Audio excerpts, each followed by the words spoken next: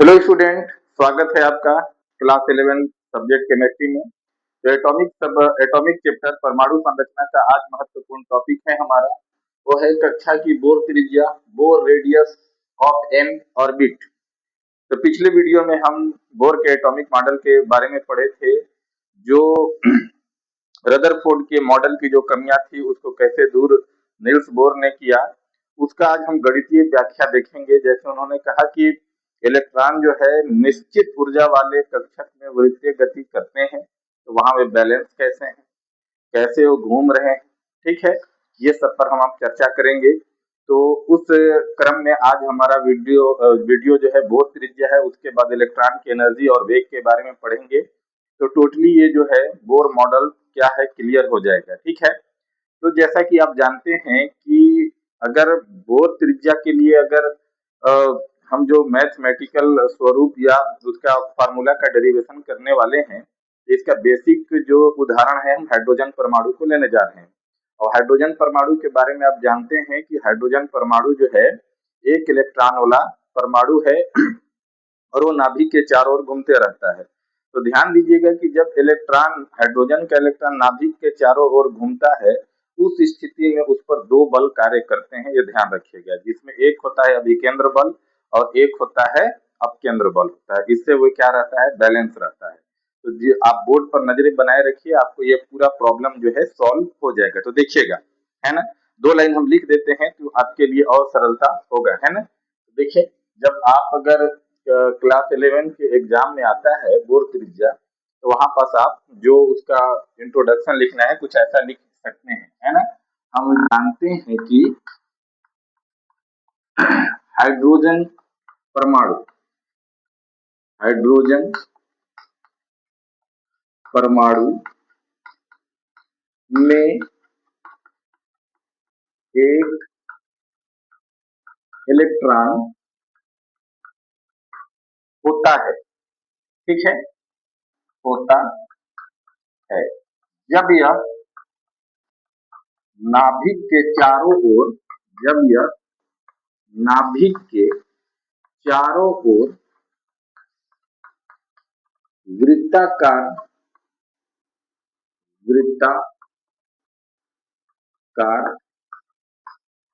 पथ में गति करता है, वृत्ताकार पथ में गति करता है, तो इस पर दो बल कार्य करते हैं। दो बल कार्य करते हैं, ठीक है। एक होता है अभिकेंद्र बल और दूसरा होता है अपकेंद्र बल। तो थोड़ा सा वृत्तीय गति के बारे में आप फिजिक्स में जो पढ़े या पढ़ेंगे, है ना, उस पर थोड़ा सा हम चर्चा कर लेते हैं। जैसे मान लीजिए कि ये जो है हाइड्रोजन परमाणु का नाभिक है और ये इसका वृत्ताकार कक्षा है, ठीक है, ये बात क्लियर है। यहाँ पास इलेक्ट्रॉन है, यहाँ पास क्या है, इलेक्ट्रॉन है। तो एग्जैक्ट जब यहाँ पास इलेक्ट्रॉन है तो उसका जो वेग का दिशा होगा वो ये होगा। जब इलेक्ट्रॉन यहाँ पहुंचा तो उसका वेग का दिशा क्या होगा, ये होगा। जस्ट वैसा ही कि जैसे किसी वस्तु को आप रस्सी से बांध के हाथों से ऐसे घुमा रहे हैं और रस्सी छूटते ही आगे जाकर रस्सी वस्तु गोल गोल नहीं घूमता है, बल्कि रेखीय दिशा में सीधे वो चला जाता है, दूर आपसे चला जाता है। जहां छूटता है, जिस एंगल से छूटता है वैसा ही दूर चला जाता है। तो वो उसका क्या रहता है, रेखीय वेग का जो जनरली क्या है दिशा है। अगर इलेक्ट्रॉन यहाँ है तो यहाँ पर इसका दिशा हो जाएगा। इलेक्ट्रॉन यहाँ पहुंचा तो इसका दिशा यहाँ हो जाएगा। इलेक्ट्रॉन यहाँ पहुंचा तो उसका दिशा यहाँ हो जाएगा। इलेक्ट्रॉन यहाँ पहुंचा तो उसका दिशा यहाँ हो जाएगा। यहाँ पहुंचा तो उसका दिशा यहाँ हो जाएगा। इस चीज को आप जानते हैं और व्यवहार में भी देखें। और आप ये भी जानते हैं कि जब वृत्ताकार पथ पर कोई वस्तु गति कर रहा है तो उसके लिए ही अभिकेंद्र बल की आवश्यकता है। दूसरा चीज कि वेग के बारे में आप जानते हैं, वेलोसिटी के बारे में जानते हैं कि वेलोसिटी जो है एक वेक्टर क्वांटिटी है। भौतिक विज्ञान में आप पढ़ेंगे सदिश राशियां और अदिश राशियां। तो जो राशियों को बताने के लिए दिशा और परिमाण, है ना, उसका डायरेक्शन और वैल्यू दोनों का जरूरत पड़ता है, उसको हम सदिश राशि या वेक्टर क्वांटिटी के नाम से जानते हैं। तो जो वेग वेलोसिटी जो है वो क्या है, सदिश राशि है। उसको बताने के लिए आपको उसका दिशा और परिमाण दोनों की जरूरत है। अगर परिमाण और दिशा में चेंज जहां जहां हो रहा है वहां पर उस वस्तु की गति में क्या उत्पन्न हो रहा है, त्वरण उत्पन्न हो रहा है, एक्सीलरेशन उत्पन्न हो रहा है। इस चीज को भी जानते हैं, इस कॉन्सेप्ट को भी आप जानते हैं। तो आप यहाँ देखेंगे कि इलेक्ट्रॉन वृत्ताकार पथ पर गति कर रहा है तो निरंतर रूप से उसका क्या हो रहा है, वेग के दिशा में परिवर्तन हो रहा है। आप देख पा रहे हैं वेग का दिशा यहाँ है, फिर यहाँ है, फिर यहाँ है, फिर यहाँ है, फिर यहाँ है, फिर यहाँ है, फिर यहाँ है। वेग के दिशा में लगातार परिवर्तन हो रहा है। तो वेग के दिशा में परिवर्तन हो रहा है तो त्वरण उत्पन्न हो रहा है। और इस त्वरण का दिशा जो होता है सीधे केंद्र की ओर होता है। किधर होता है, केंद्र की ओर होता है। इस त्वरण का दिशा क्या है, केंद्र की ओर है। इसलिए इस त्वरण को क्या बोलते हैं, अभिकेंद्रीय त्वरण बोला जाता है। क्लियर हुआ ये बात। तो अभिकेंद्रीय त्वरण किसके प्रभाव में उत्पन्न हुआ है, ये भी बात है। बिना बल के प्रभाव में तो उत्पन्न नहीं होगा, है ना। तो बल कौन सा है, तो यहाँ पर देखिएगा कि यहाँ पास जो है हाइड्रोजन का नाभिक है। तो हाइड्रोजन का नाभिक अगर मैं बोलता हूँ तो ये फाइनल है कि उसके नाभिक में एक प्रोटॉन है। लेकिन अगर ये मैं बोलता हूँ कि हाइड्रोजन जैसा कोई और परमाणु है तो उसके उसके नाभिक में प्रोटॉनों की संख्या कंफर्म नहीं है। तो हम मान लेते हैं कि उसमें प्रोटॉनों की संख्या कितनी है, जेड। अब एक प्रोटॉन पर चार्ज उतना नहीं होता है, एक प्रोटॉन पर चार्ज उतना नहीं होता है जितना चार्ज एक इलेक्ट्रॉन पर होता है। ये भी बात क्लियर है। तो मान लेते हैं कि यहाँ पर जेड प्रोटॉन है और एक प्रोटॉन पर चार्ज जो है एक इलेक्ट्रॉन के बराबर है। तो जेड प्रोटॉन पर जो चार्ज होगा वो जेड ही होगा और यहाँ पास इलेक्ट्रॉन का चार्ज है ही है। इलेक्ट्रॉन से ये जो यहाँ दिखाया गया है ये आपका एक्सीलरेशन का डायरेक्शन है। और यहाँ से यहाँ नाभिक से यहाँ तक की दूरी को आप क्या बोलते हैं, रेडियस आर बोलते हैं। इस चीज को भी जानते हैं। तो यहाँ पास तो देखिएगा कि जो जिसके कारण त्वरण उत्पन्न हो रहा है तो ये आकर्षण बल के कारण हो रहा है उत्पन्न। मतलब ये जेड ई और ई के मध्य लगने वाला आकर्षण बल के कारण क्या हो रहा है, त्वरण उत्पन्न हो रहा है। तो ये इलेक्ट्रॉन को अपनी ओर खींचने का प्रयास करेगा ये प्रोटॉन मतलब परमाणु का नाभिक आकर्षण बल के द्वारा। तो यहाँ पास क्या हो जाएगा, इलेक्ट्रॉन और नाभिक के आप लिखे हैं ना कि इस स्थिति में दो बल कार्य करता है। तो क्या लिखा जाएगा, इलेक्ट्रॉन एवं नाभिक के मध्य कार्य करने वाला बल, इलेक्ट्रॉन एवं नाभिक के मध्य कार्य करने वाला बल, कार्य करने वाला बल। ठीक है, वो बल कौन सा हो जाएगा, कार्य करने वाला बल। वो बल हो जाएगा, देखिएगा, जेड ई इंटू ई बटे आर स्क्वायर। ये बल कहाँ से आता है, ये बल आता है कुलाम के नियम से, है ना। कुलाम का व्युत्क्रम वर्ग का नियम हम पढ़े होंगे, थोड़ा सा हम उसको पीछे स्मरण में ले आते हैं कि किन्हीं दो बिंदु आवेशों के मध्य लगने वाला आकर्षण या प्रतिकर्षण बल उन आवेशों के गुणनफल के अनुक्रमानुपाती होती है, अर्थात डायरेक्टली प्रोपोर्शनल होता है। और उनके बीच के दूरी के वर्ग के व्युत्क्रमानुपाती होता है। यही कुलाम का व्युत्क्रम वर्ग का नियम पढ़े हैं। तो देखिएगा यहाँ पास कि जब ये दोनों समीकरणों को मिला देते हैं तो एफ समानुपाती Q1 Q2 बटे क्या हो जाता है, आर स्क्वायर होता है। और इस साइन को जब हटाते हैं तो यहाँ पास क्या लग जाता है, एफ के Q1 Q2 बाई क्या हो जाता है, आर स्क्वायर हो जाता है। के का जो वैल्यू है, जब एसआई पद्धति का बात करते हैं तो 1/4 पाई एप्सिलॉन 0 या एप्सिलॉन नॉट होता है। और जब सीजी एसआई पद्धति में है ना, एसआई पद्धति में, और जब सीजीएस पद्धति की बात करते हैं तो वहां पास हम क्या कर देते हैं, एक लिख देते हैं। के का वैल्यू क्या होता है, एक लिख देते हैं। तो यहाँ पास जो लगने वाला बल है वो जेड ई इंटू ई है। ये जेड ई जो है ये Q1 जैसा है। जैसे अगर यहाँ एफ बराबर के कर दिए, के का वैल्यू को एक कर दिए तो यहाँ क्या हो जाएगा, Q1 Q2 बाई क्या हो जाएगा, आर स्क्वायर हो जाएगा। तो यहाँ पास देखिएगा Q1 की जगह क्या है, जेड ई है, और Q2 की जगह क्या है, ई है, और डिस्टेंस आर है। ठीक है, तो लगने वाला आकर्षण बल जो है वही क्या है, कुलाम बल है। और वो जो है अभिकेंद्रीय बल है, जो क्या करता है, इलेक्ट्रॉन को अपनी ओर खींचने का प्रयास करता है। ये बात भी क्लियर हो गया। तो यहाँ से उस इलेक्ट्रॉन को अभिकेंद्र बल प्राप्त होता है। ठीक है, क्या प्राप्त होता है, अभिकेंद्र बल प्राप्त होता है। ठीक है, अब थोड़ा सा ध्यान दीजिए कि जब एक अभिकेंद्र बल लगातार इस इलेक्ट्रॉन को नीचे की ओर खींच रहा है तो इलेक्ट्रॉन नीचे आके नाभिक में गिर क्यों नहीं जाता है। तो इस बात को भी आप ध्यान देंगे कि जितने बल से इलेक्ट्रॉन को नाभिक खींच रहा है, जस्ट इस अभिकेंद्र बल के ऑपोजिट डायरेक्शन में एक और बल कार्य कर रहा है ना। इस बल के प्रतिक्रिया में मतलब अभिकेंद्र बल का सेंट्रीपेटल फोर्स का एक तरीके से क्या है, ये परिणाम माप है ना। तो इधर जो काम कर रहा है इलेक्ट्रॉन को नाभिक की ओर से न्यूक्लियस की ओर जो खींच रहा है सेंटर की ओर, उसको सेंट्रीपेटल फोर्स कहते हैं, सेंट्रीपेटल फोर्स कहते हैं। और सेंट्रीपेटल फोर्स के जो ऑपोजिट काम कर रहा है उसको अपकेंद्र बल या सेंट्रीफ्यूगल फोर्स कहते हैं, जिसको mv² से, इसका मतलब सेंट्रीफ्यूगल फोर्स का जो फार्मूला है वो क्या है, mv²r है। ठीक है, तो यहाँ पर देखिएगा एक चीज को कि mv²r जो है इलेक्ट्रॉन और नाभिक के बीच में लगने वाला आकर्षण बल अर्थात अभिकेंद्र बल का माप है। मतलब एक तरीके से अभिकेंद्र बल ही है ना, जो इस आकर्षण बल के जस्ट ऑपोजिट डायरेक्शन में काम कर रहा है। तो ये बल और आकर्षण बल का वैल्यू एक बराबर होता है, बस दिशाएं अलग अलग होती है। इसलिए इलेक्ट्रॉन जो है निश्चित ऊर्जा वाले कक्ष में नियमित रूप से गति करते रहता है, निरंतर गति करते रहता है। इस बल को यहाँ अपकेंद्र बल बोला जाता है। तो क्या हो जाएगा, यहाँ हो जाएगा mv²r और ये क्या हो जाएगा, अपकेंद्र बल।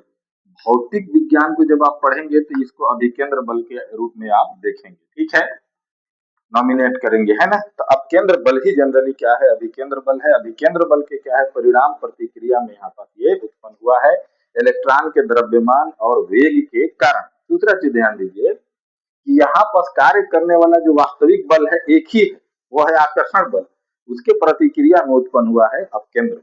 ठीक है, तो अब देखिएगा कि यहाँ पास जो है दोनों बल आपस में बराबर है, इसलिए इलेक्ट्रॉन क्या है, एक निश्चित वृत्ताकार पथ में गति कर रहा है, मतलब संतुलित है ना। तो संतुलन की अवस्था में आप क्या लिख सकते हैं, देखिए थोड़ा सा। संतुलन की अवस्था में, संतुलन की अवस्था में आप सीधे सीधे यहाँ पर लिख सकते हैं कि जेड ई, यहाँ पास इसका गुणा हो जा रहा है ना, ई और ई का, तो जेड ई² क्या हो जाएगा, आर इक्वल टू क्या हो जाएगा, r² और यहाँ mv² क्या हो जाएगा, r हो जाएगा। तो आप ये भी देख पा रहे हैं कि r से r क्या हो जाएगा, कैंसल हो जाएगा। तो यहाँ पास क्या बच जा रहा है, ZE²r और क्या बच जा रहा है, mv²। ये भी बात क्लियर है। अगर आप इतना का स्क्रीनशॉट लेना चाहते हैं तो ले सकते हैं। चलिए ऊपर के कुछ चीजों को डिलीट करते हैं ताकि हम मैथमेटिकल चीजों को आगे बढ़ा सकें। तो डिलीट कर रहा हूँ, देखिएगा आगे गौर से देखते जाइएगा, वीडियो पर से नजरें ना हटे, आपका कॉन्सेप्ट क्लियर हो जाएगा। और 11th में ये सब चीजों को पढ़े रहेंगे तो 12th आपके लिए और भी इजी हो जाएगा प्यारे बच्चों, है ना।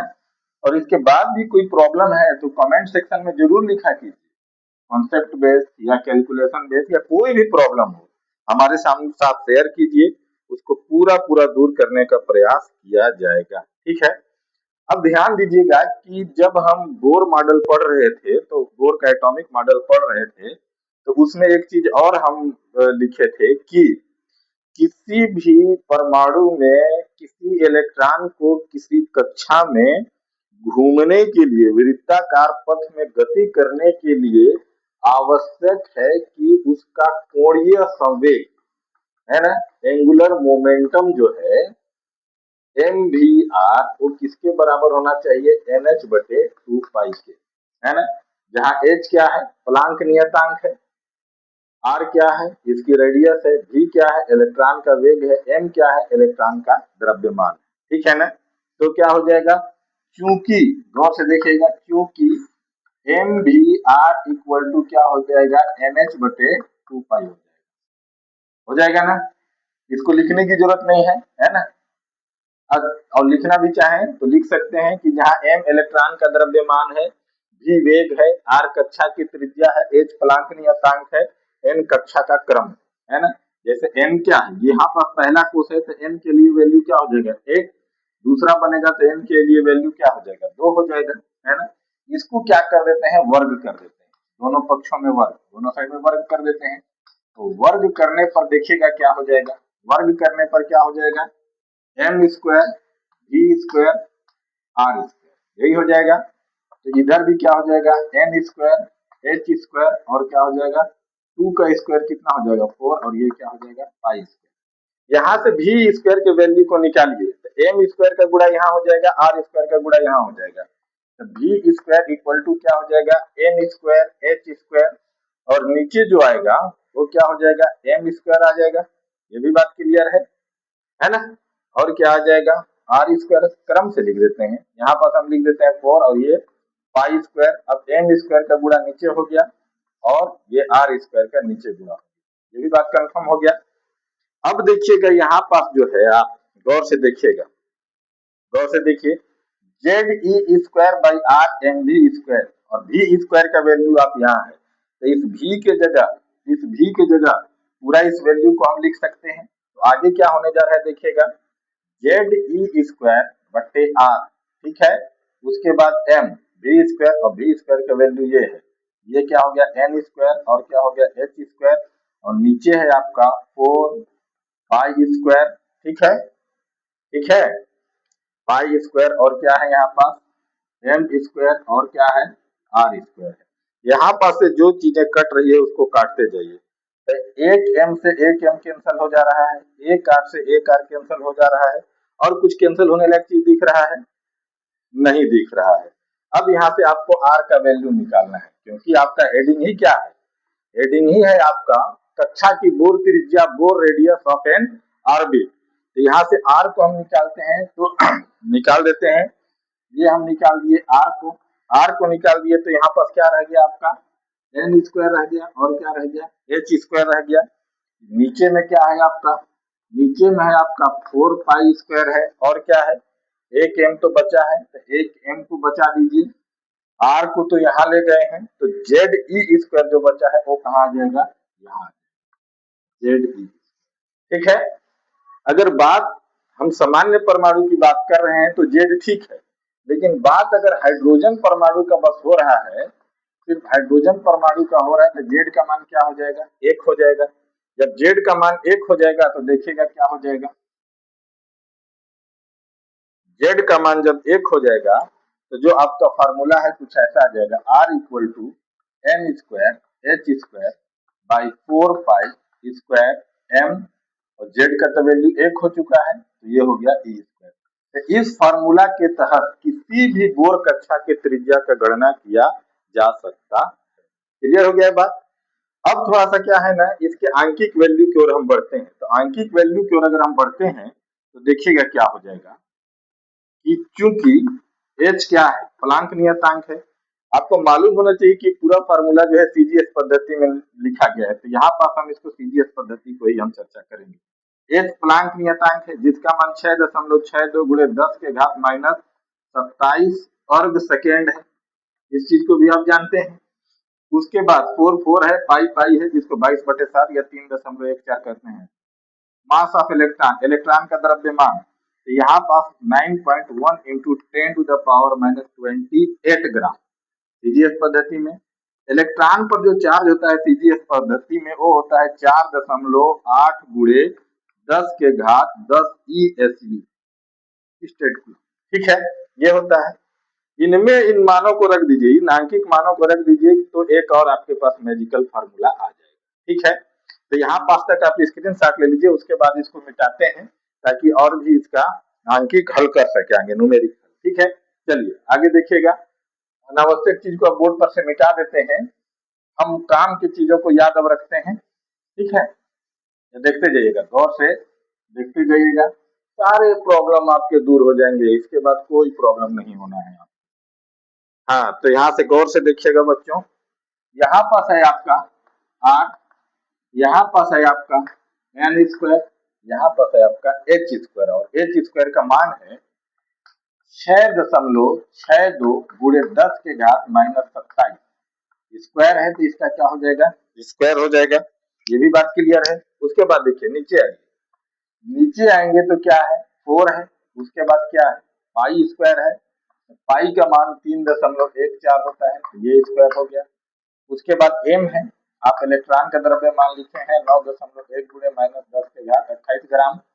उसके बाद इलेक्ट्रॉन पर चार्ज है और इलेक्ट्रॉन पर चार्ज जो है सीजीएस सिस्टम में 4.8 गुणे 10 के घात 10 ESU होता है, ये स्क्वायर। ठीक है, ठीक है, आगे बढ़ते हैं, इसका हल करते हैं। तो आगे हल करेंगे तो देखिएगा क्या हो जाएगा, आर इक्वल टू क्या हो जाएगा, थोड़ा सा लंबा जाएगा है ना, एन स्क्वायर, स्क्वायर है, इसको दो बार लिखा जा सकता है, तो 6.62 गुणे 6.62 और 10 के घात -27 का स्क्वायर जो होता है 10 के घात -54। यहाँ पास आगे बढ़िए, यहाँ पास जब आगे बढ़ेंगे तो देखिएगा क्या हो जाएगा, 4 है, 3.14 का स्क्वायर है, एकदम हम क्लास 11 के स्टैंडर्ड से कैलकुलेशन करने को बता रहे हैं, है ना। तो 3.14 को दो बार लिख लीजिए, 3.14, 9.1 गुणे 10 के घात -28 है, घात को मैं छोड़ दिए रहा हूँ, यहाँ पास और जगह बना लेता हूँ, देखिएगा, है ना। तो यहाँ पर देखिएगा, अब 4.8 का स्क्वायर है, तो 4.8 जो है दो बार लिख देता हूँ। अब यहाँ पर देखिएगा, इसका 10 के घात -28 है और यहाँ पर 10 के घात -2 है, तो ये क्या हो जाएगा, 10 के घात -20 हो जाएगा। यहाँ पर थोड़ा सा और जगह बना के लिख देता हूँ, यहाँ पास है 10 के घात -28, तो -10 वाला क्या हो जाएगा, 10 के घात -20 हो जाएगा। ठीक है, आगे देखिएगा, जब 6.62 और 6.62 का गुणा करते हैं तो आता है 43.28, 43.28, और ये तो 10 के घात -54 है ही। और जब यहाँ पास देखिएगा 4, 3.1, 4, 3.1, 9.1, 4.8, 4.8 का जब आप गुणा करेंगे तब आएगा 8268.81 और 10 के घात -20 और 10 के घात -28 हो जाएगा 10 के घात -48। ठीक है, जब इसको यहाँ से सॉल्व करेंगे तो ये 48, तो यहाँ पर क्या हो जाएगा, 10 के घात 54, 6, 48 654 होता है तो हो जाएगा। और इसमें 43.28 में 42.81 से डिवाइड कीजिए, है ना, 82 से क्या कीजिए, डिवाइड कीजिए, तो क्या आना है देखिएगा, तो आ जाएगा R इक्वल टू, इसमें से इसको इससे डिवाइड कीजिएगा, है ना, तो आ जाएगा n स्क्वायर गुणे 0.00529 गुणे 10 के घात -6। अब चूंकि सीजीएस पद्धति में है तो ये वाला क्या में आएगा, सेंटीमीटर में आएगा। इस डेसिमल को इधर ले आएंगे, इस डेसिमल को ले आएंगे तो R बराबर हो जाएगा, 2 जीरो के बाद ला रहे हैं तो यहाँ पास लग जाएगा और यहाँ हो जाएगा 529, 2 जीरो रिप्लेस किए हैं तो इसका रिएक्टर घात 2 बढ़ जाएगा, तो 8 सेंटीमीटर आपको बुक में लिखा हुआ मिलेगा। ठीक है, और कहीं देखेंगे तो इसको क्या किया है, एंगस्ट्रॉम में बदला है, तो 0.529 गुणे 10 के घात -8 सेंटीमीटर को क्या कीजिए, मीटर में कन्वर्ट कीजिए। तो हमारा तरीका वही है कि 100 सेंटीमीटर बराबर क्या होता है, 1 मीटर होता है, तो 0.529 गुणे 10 के घात -8 सेंटीमीटर बराबर क्या होगा, इसका इससे गुणा हो जाएगा कि 1 मीटर गुणे 0.529 गुणे 10 के घात -8 और बट्टे में क्या हो जाएगा 100, 100 को लिख सकते हैं 10 गुणे 10 और इसको लिख सकते हैं 10 के घात में 2, ये ऊपर जाएगा तो 10 के घात में क्या हो जाएगा -2, -2 और -8 क्या हो जाएगा -10, तो R बराबर हो सकता है 0.529 गुणे 10 के घात -10 मीटर। एक रेडियस का फार्मूला, यहाँ एन स्क्वायर को भूलिए मत भाई, एन स्क्वायर को भूलना नहीं है, R बराबर एन स्क्वायर 0.529 और एक एंगस्ट्रॉम बराबर आप पढ़ के आए हैं 10 के घात -10 मीटर पढ़ के आए हैं, तो आगे क्या हो जाएगा, R बराबर एन स्क्वायर गुणे 0.529 एंगस्ट्रॉम। ये है बोर त्रिज्या, किसी भी परमाणु की बोर त्रिज्या।